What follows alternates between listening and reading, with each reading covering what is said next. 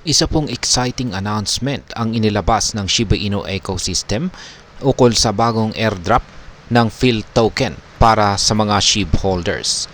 Up to 10 million po na PHIL token ang kanilang ipamimigay at bawat eligible na holder ay makakakuha ng hanggang 500,000 na PHIL token. At ayan po ang siyang ating pag-uusapan sa video na ito. Pero bago po tayo magpatuloy ay nais ko lamang po munang bigyang linaw ang aking disclaimer kung saan ang nilalaman po ng video na ito ay hindi po ito isang financial advice. For education and information purposes lamang po ang layunin nito. Ayan, unang tanong ay sino nga ba ang eligible sa airdrop na ito? Sa mga simpleng salita ay ang mga Shiba Inu holders na meron na pong SHIB simula pa noong August 28, 2024 at nasa non-custodial wallets katulad po ng Trust Wallet at MetaMask ang eligible.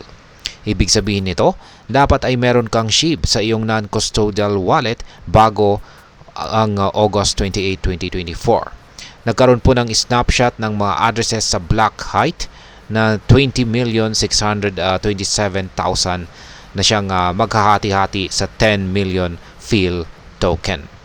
Ayan. Sana ay karamihan ay nakasali rito. Ngayon ay paano po sumali sa airdrop na ito? Para makasali ay kailangan mong isubmit ang iyong non-custodial address sa claim page. Ang proseso po ay first come first serve basis. Kaya kung gusto mong makasama, mas mabuting magmadali ka. Ang unang 10,000 eligible wallets ay makakatanggap po ng minimum na 500 PHIL token. Pero kung gusto mong makakuha ng mas malaking rewards, meron pang paraan para mapataas ito. Ngayon ay paano makakuha ng mas malaking rewards at sumali sa lucky draw? Para makakuha po ng mas malaking rewards, kailangan mong i-follow ang PHIL token ETH at SHIB token sa X at i-retweet ang airdrop announcement. Kung susundin mo ang mga hakbang na ito, magkakaroon ka po ng chance na makasali sa 250,000 PHIL lucky draw. I-announce po ang mga rewards sa October 24, kaya't tiyakin mong nasunod mo ang lahat ng requirements bago ang petsang ito. Yan. Ngayon ay ano nga ba ang PHIL token? Ang PHIL token ay binuo ng isang early Ethereum developer na may pseudonym na ZZ_410. Ito po ay inilabas po ito ngayong taon na may layuning pag-isahin ang top 50 meme coins sa pamamagitan po ng charitable events. Sa ganitong paraan, nais ng PHIL token na gawing mas makabuluhan ang meme coin space. Sa kasalukuyan, ang PHIL token ay may presyo na 0.04439 na may market cap na $43.97 million at maximum supply na 1 billion tokens. Ngayon ay may partnership ba ang PHIL token at Shiba Inu? May mga palatandaan po na ang PHIL token at Shiba Inu ay posibleng mag-partner.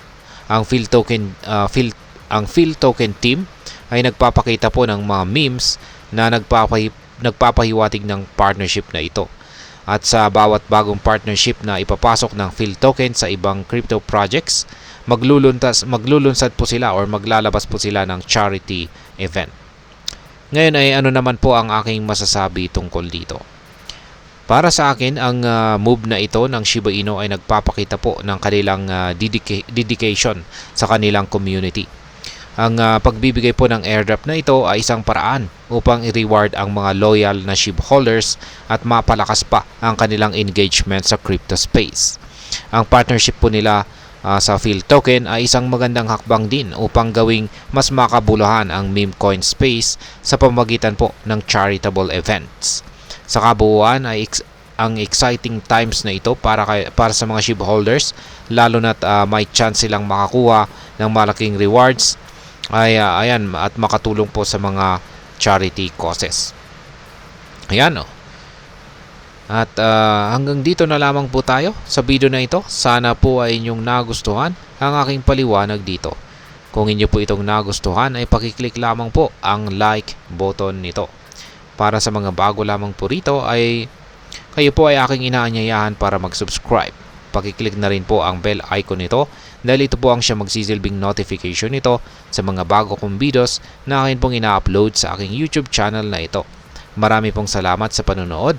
Ingat po tayo lagi at God bless po sa ating lahat.